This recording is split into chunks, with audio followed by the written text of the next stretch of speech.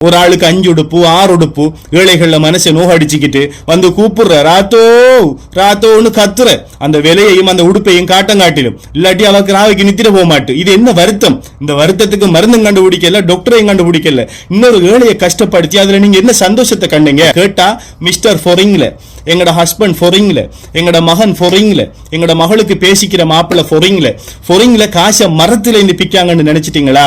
வெளிநாட்டுல இருக்கிற ஒவ்வொரு ஆண்மகனுக்கும் ஒவ்வொருவனுக்கும் எவ்வளவு கவலையும் கஷ்டமும் மனசில் இருக்கின்ற தெரியுமா? அந்த ஏழை குடும்பங்கள்ல உணர்வுகளை தூண்டி அவங்களை மேலும் மேலும் மேலும் கஷ்டப்படுத்துற நீங்க உதவி செய்யாட்டியும் பரவாயில்ல, உபத்திரம் செய்யாதீங்க. நீங்க மெக்டோனல்ட்ஸுக்கு போங்க, KFCக்கு போங்க, பீஸா ஹட்டுக்கு போங்க, பீஸா எக்ஸ்பிரஸுக்கு போங்க, பர்கர் கிங்குக்கு போங்க, நீங்க எங்கன்னாலும் போங்க, கடைசியா நரகத்துக்கு மட்டும் பேத்திராதீங்க. நீங்க அங்க போற மென்டல் பீப்புள் போய் அங்க போய் ஒரு கருதையை போட்டு குந்திக்கிட்டு அவங்க தார பிளேண்டியை வாங்கி குடிச்சுக்கிட்டு நீங்க என்ன கதைக்கிற?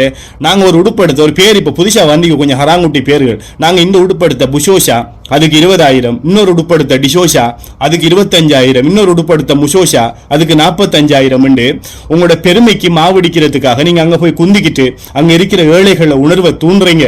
அங்க இருக்கிற வயசுக்கு வந்த பொம்பளை பிள்ளைகள், சின்னஞ்சிறார்கள், இவங்க எல்லாரும் உங்களோட கதையை கேட்டு ஏன் நமக்கு மட்டும் இப்படி ஒரு வாழ்க்கைகள்? உறவுகள் அனைவருக்கும் அஸ்ஸலாமு அலைக்கும், வணக்கம். யாரின் மனதையும் புண்படுத்த வேண்டும் என்ற நோக்கத்தோடு இந்த காணொளியில் நான் பேச வரவில்லை. பலரின் மனது புண்படக்கூடாது என்பதற்காக பேசுகிறேன். எல்லாரும் என்ன உடுப்படுத்தா பெருநாளைக்கு? எத்தனை உடுப்படுத்த? 25,000 ஒரு உடுப்பு, 30,000 ஒரு உடுப்பு, 20,000 ஒரு உடுப்பு, 40,000 ஒரு உடுப்பு. பெருநாள் அண்டைக்கு காலையில பள்ளிக்கு போட்டுக்கு போறதுக்கு ஒரு உடுப்பு, பகலைக்கு போறதுக்கு ஒரு உடுப்பு, பின்னர மாமிட்ட போறதுக்கு ஒரு உடுப்பு, எல்லாத்தையும் முடிச்சுக்கு வந்து பீச்சுக்கு போறதுக்கு ஒரு உடுப்புண்டு சின்ன பிள்ளைகளுக்கு பேரு வைக்கிற மாதிரி கடையில் இருக்கிற பழைய ஸ்டோக்குக்கெல்லாம் ஒவ்வொரு உடுப்புக்கு ஒவ்வொரு பேரு வச்சு விற்பனையாளர்கள் விற்பனை செய்து கொண்டிருக்கின்றார்கள். வாடிக்கையாளர்கள் வரிசையில் நின்று டோக்கன் எடுத்து போய் வாங்கி கொண்டிருக்கிறார்கள். அது உங்களோட சொந்த விருப்பம், அது உங்களோட உரிமை. உங்களோட உழைப்புல, உங்களோட ஹலாலான உழைப்புல நீங்க ஆடம்பரமா ஆடைகள் வாங்குறதும் 5-6 உடுப்பு வாங்குறதும் நல்ல சாப்பாடாக்கி திங்குறதும் அது உங்களோட உரிமை. இஸ்லாமும் சொல்கிறது 30 நோன்புகளை முறையாக பிடித்த ஒரு முஸ்லிம், 30 நோன்புகளின் கடமைகளையும் நிறைவேற்றிய ஒரு முஸ்லிம் பெருநாள் தினத்தன்று புத்தாடை அணிந்து பள்ளிவாசலுக்கு சென்று தொழுதுவிட்டு வந்து அந்த பெருநாளை சந்தோஷமாக உறவுகளோடு கொண்டாடுவது நம்முடைய மார்க்கத்தில் சுன்னத்து. அதை நான் பிழை என்று சொல்ல வரவில்லை. அல்லாஹ்வுக்காக ஏழைகள்ல மனசு நோகடிக்காதீங்க. அண்டைக்கு சாப்பிட வசதி இல்லாம எத்தனையோ குடும்பங்கள் கஷ்டப்பட்டு கொண்டிருக்கின்றது. இன்று நமது நாட்டில் பொருளாதார நெருக்கடி காரணமாக அத்தியாவசிய பொருட்களின் விலைகள் 3-4 மடங்குகளாக அதிகரித்திருக்கிறது. ஆனாலும் ஒரு பாமர குடிமகனின், ஒரு கூலி தொழிலாளியின் வருமானம், அன்றாட வருமானம் கொஞ்சம் கூட மாறுபடவில்லை, கொஞ்சமும் டெவலப் ஆகல. அதே பழைய சம்பளம், ஆனா 3-4 மடங்கு செலவு கூடியிருக்கி. அந்த நேரத்திலேயே பொருட்களுக்கு விலை குறைவாக இருந்த நேரத்திலேயே சாப்பாட்டுக்கு, பிள்ளைகள படிப்புக்கு, தண்ணி பில்லு கரண்ட் பில்லு கட்டுறதுக்கு மிச்சம் கஷ்டப்பட்ட அந்த ஏழை குடும்பங்கள் இன்று மிகவும் மோசமான நிலையில் இருக்கிறார்கள். இந்த ஏழைகளில் 2 விதமான ஏழைகள் இருக்கிறார்கள். ஒன்று சோம்பேறிகள், அவங்களுக்கு தொழிலுக்கு போக விருப்பம் இல்ல, உழைக்கிறதுக்கு விருப்பம் இல்ல, எந்த நேரமும் யாராவது ஒரு தனவந்தர் உதவி செய்ய வேண்டும் என்று எதிர்பார்த்து கொண்டிருக்கின்றவர்கள். சதகா சகாத்தை சமூக வலைத்தளங்களின் ஊடாக தொடர்பு கொண்டு வாயால கேட்கக்கூடிய ஆக்கள். அவர்களுக்கு ஒரு நாளும் நான் ஆதரவு கொடுப்பது கிடையாது. ஆனால் 2வது பிரிவினர் மிகவும் கௌரவமான ஏழைகள், இறை நேசர்கள், அல்லாஹ்வுக்கு பயந்து 5 வேளையும் தொழுது யாரிடமும் கை நீட்டி கேட்காமல் இறைவனிடத்தில் மட்டும் மண்டியிட்டு கேட்டு பிரார்த்தனை செய்யக்கூடியவர்கள், சதகா சகாத் செய்வதற்கு தகுதி உடையவர்கள் அவர்கள்தான்.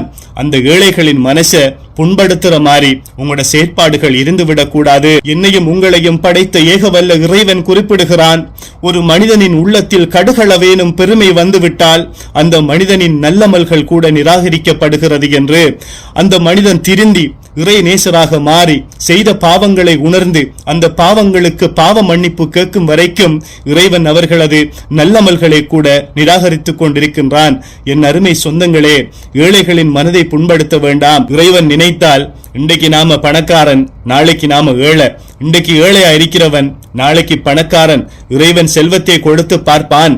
அந்த செல்வத்தை நாம் எப்படி செலவு செய்கிறோம் என்பதை சோதிப்பதற்காக நாம எப்படி செலவு செய்யறோம். நீங்க எப்படி நானே செலவு செய்யுங்க, அது உங்களுக்கும் அல்லாஹ்க்கும் நடுவில் இருக்கிற விஷயம்.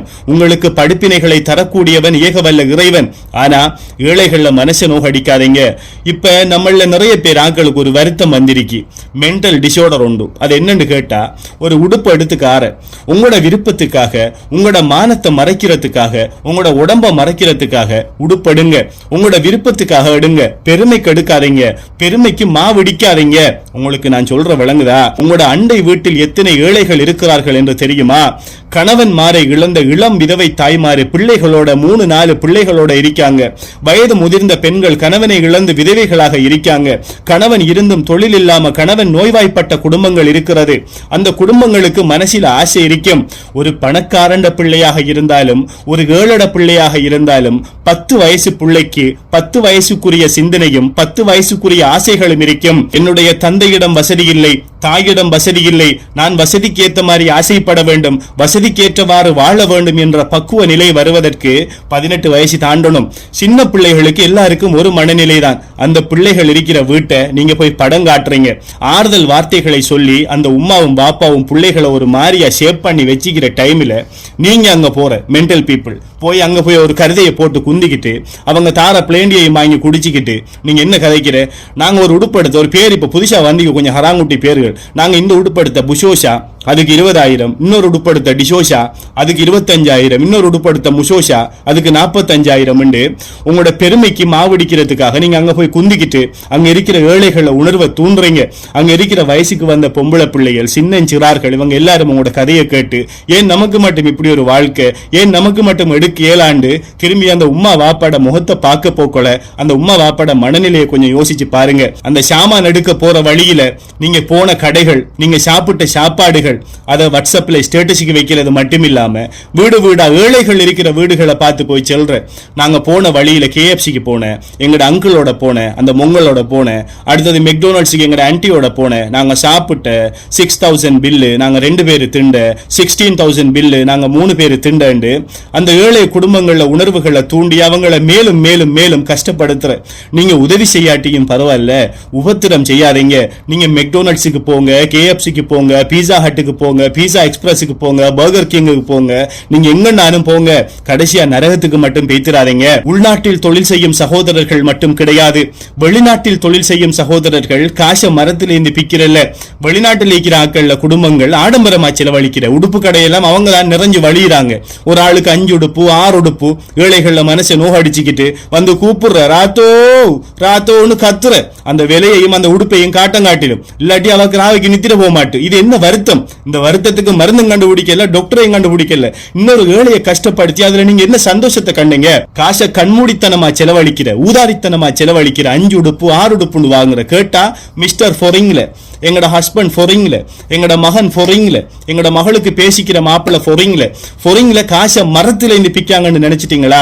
வெளிநாட்டுல இருக்கிற ஒவ்வொரு ஆண்மகனுக்கும் ஒவ்வொருவனுக்கும் எவ்வளவு கவலையும் கஷ்டமும் மனசில் இருக்குன்னு தெரியுமா? எத்தனை நாட்டுக்காரன் பிரச்சனைக்கு முகம் கொடுத்து வேலை செஞ்சிட்டிருக்கான்னு தெரியுமா? அவன் ஆசையெல்லாம் தண்ட நாட்டுக்கு வரணும், தண்ட மனைவி மக்களோட சந்தோஷமா இருக்கணும், நல்ல சாப்பாடு சாப்பிடணும், நிம்மதியா படுத்து தூங்கணும்ங்கிறது. அதெல்லாம் உங்களோட கையில தான் இருக்கி. நீங்க எந்த அளவுக்கு சிக்கனமா, நீங்க எந்த அளவுக்கு தேவைகளுக்காக மட்டும் அந்த பணங்களை செலவு செய்து அவர்களின் ஆசைகளை நிறைவேற்றி உங்களோட கடன் பிரச்சனை, வீட்டு இருக்கிற மத்த பிரச்சனையெல்லாம் முடிக்கிறதுக்கு நீங்க அவங்களுக்கு பங்களிப்பு செய்றீங்களோ, அந்த அளவுக்கு அவங்களுக்கு எஞ்சி இருக்கிற ஆயுள் காலத்துல உங்களோட வந்து வாழ்றதுக்கு உதவியா இருக்கும். ஏழைகள் படுற கஷ்டம் உங்களுக்கு தெரியுமா? என்ற கண்ணால நான் எத்தனையோ குடும்பங்களை கண்டிருக்கேன். பாடசாலை மாணவர்களுக்கு ஒரு சீருடை கொடுப்பார்கள், வெள்ள துணி, ஸ்கூல் உடுப்பு தைக்கிறதுக்கு. பெருநாளைக்கு உடுப்பு எடுக்கிறதுக்கு வசதி இல்லாம அந்த ஸ்கூலால கொடுத்த சீருடை துணியை வைத்து அந்த துணியால உடுப்பு தச்சு பெருநாளைக்கு பிள்ளைகளுக்கு போட்டு அழகு பார்க்கிற உமா பாப்பாவை நான் கண்டிருக்கேன். முருங்கலை கீரை, பொன்னாங்கனி கீரை, இப்படியான கீரை வகைகளை மட்டும் பெருநாளைக்கு ஆக்கி திங்குற குடும்பங்களை நான் கண்டிருக்கேன், வசதி இல்லாம. அப்படிப்பட்ட ஏழைகளுக்கு உங்களோட சதக்கா சகாத் பங்குகளை கொடுப்பது உங்களோட கடமை. இல்லாட்டி இறைவன்ட்ட நீங்க தப்ப மாட்டீங்க. அப்படி நீங்க கொடுக்காம போனாலும் உங்களோட பெருமையை காட்டி, நீங்க எடுத்த உடுப்பை காட்டி, நீங்க எடுத்த துணியை காட்டி ஏழைகள மனசை நோகடிக்காதீங்க. இன்னும் கொஞ்சம் பேர் இருக்காங்க, ஒரு உடுப்புக்காரன் மிச்சம் இல்ல, ரோட்டால ஒரு உடுப்பு லொரி போகையலாம், எல்லா லொரியையும் நிப்பாட்டி உடுப்பு தான் எடுக்கிற நீங்க எடுங்க. உங்களோட வருமானம் அதிகமாக இருந்தால் நீங்க கெடுங்க, சந்தோஷமா உங்களோட பெருநாளை குடும்பத்தோட கொண்டாடுங்க. ஒரு ஏழை அந்த லொரிய புள்ளட கண்ணுல காட்டப்படான்னு உள்ளுக்கு ஒளிச்சு வச்சிருப்பார். ஏண்டா காசு இல்ல, வசதி இல்ல, அந்த நிலைமைய பிள்ளைக்கு செல்லி விளங்கப்படுத்துற அளவுக்கு அந்த பிள்ளைகளுக்கு பக்குவம் இல்ல. நீங்க ரோட்டில் நின்று கூப்பிடுற, ராத்தா, மாமா, சின்னப்பா, உடுப்பு லோரி வந்திக்கு வாங்க எடுப்போம், வாங்க எடுப்போம். அந்த வீட்டுக்குள்ளே இருக்கிற நிம்மதியையும் இல்லாம ஆக்கி உங்களுக்கு என்ன பைத்தியமா? இல்ல நீங்க பைத்தியம் மாதிரி நடிக்கீங்களா? நீங்க இந்த கொரோனாவில திருந்த இல்லையா? அதுக்கு முதல் நடந்த சுனாமில திருந்த இல்லையா? உங்களுக்கு ஒரு லேசான ஒரு உதாரணத்தை நான் சொல்றேன்.